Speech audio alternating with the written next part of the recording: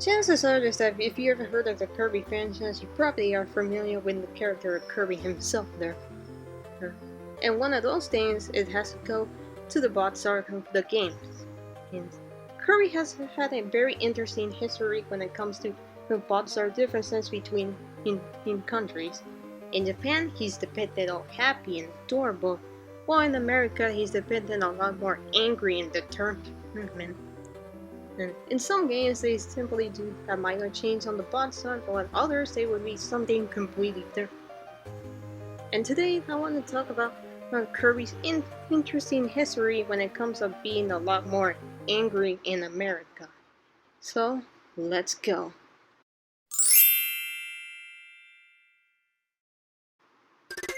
Everything began in 1992 when Kirby's Dream Land was released on the Game Boy and was a critical and commercial success.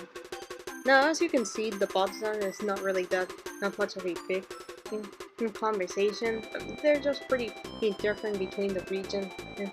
But that's just the beginning of Kirby because the box art itself is not what made it pretty interesting around the time. It was instead the advertisements for the games. Because let me tell you that in the 90s everything was incredibly wacky, crazy, and extreme. So I guess as a way in order to make Kirby appealing to all audiences, not just kids, they tried to advertise games like Kirby's Avalanche into making him a criminal, stating that he used to be such a good boy. Or in Kirby Superstar where you like Kirby? Has some more. Well, he's looking incredibly angry and menacing. And then we got the year 2000 with the Face of Terror to promote Kirby 64, where they labeled things as pink color makes him seem innocent, highly flammable, evil grin. But then there's also the commercial. For example, for Kirby's Dream Land 2, Japan got a pretty standard innocent commercial of some data CGI of Kirby and his friends. While in America, they make Kirby and his friends tough guys. Yeah, that's Kirby, alright. But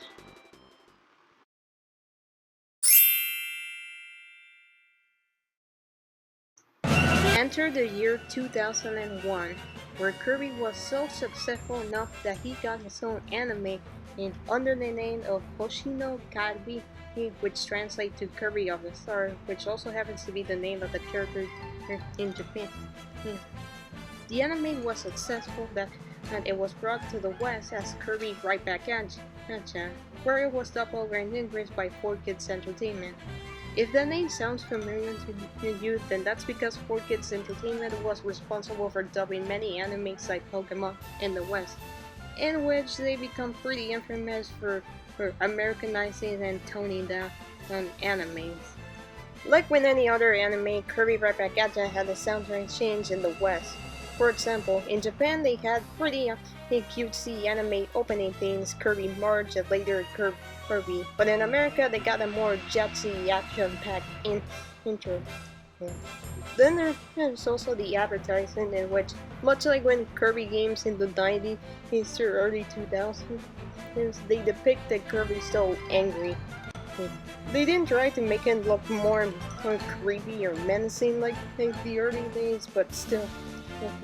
One pretty well known example of these is this artwork of Kirby kicking with the fighter ability.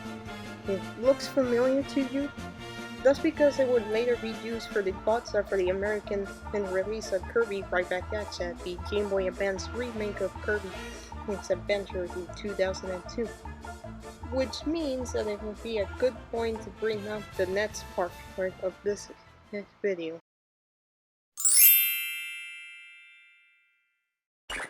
Now it's finally time that we get to talk about the box art between Japan and in America.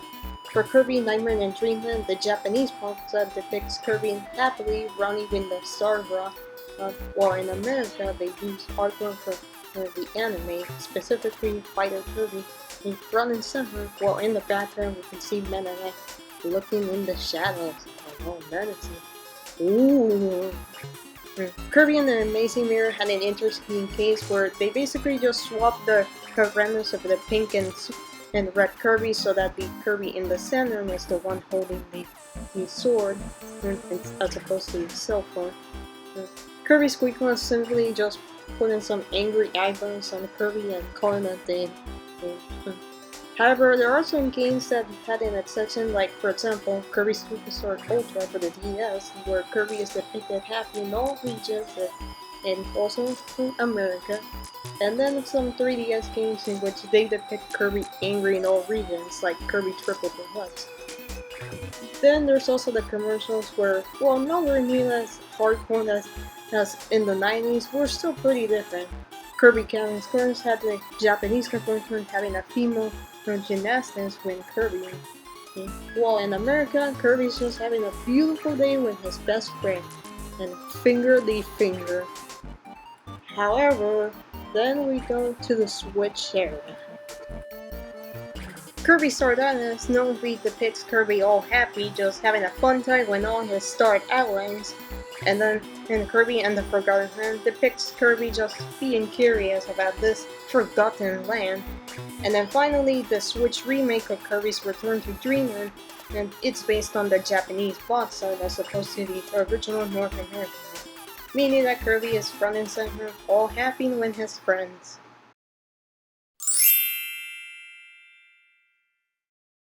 I think everyone is probably asking the same question. Why was Kirby made hardcore in America? The answer is pretty simple. Countries have different marketing strategies when it comes to fictional characters. Japan likes cute, adorable, cuddly characters, while America needs to make their characters look more angry and aggressive in order to sell things better. Don't believe me? Crash Bandicoot basically had the opposite, where it was made a lot cuter in order to sell better in Japan. Yeah. So, do I like Kirby in a happier or angry expression? Personally, I like them both, because Kirby's supposed to be one of those characters they made look cute, cuddly, and adorable on the outside, but he's actually really strong and powerful on the inside. So, what do you think?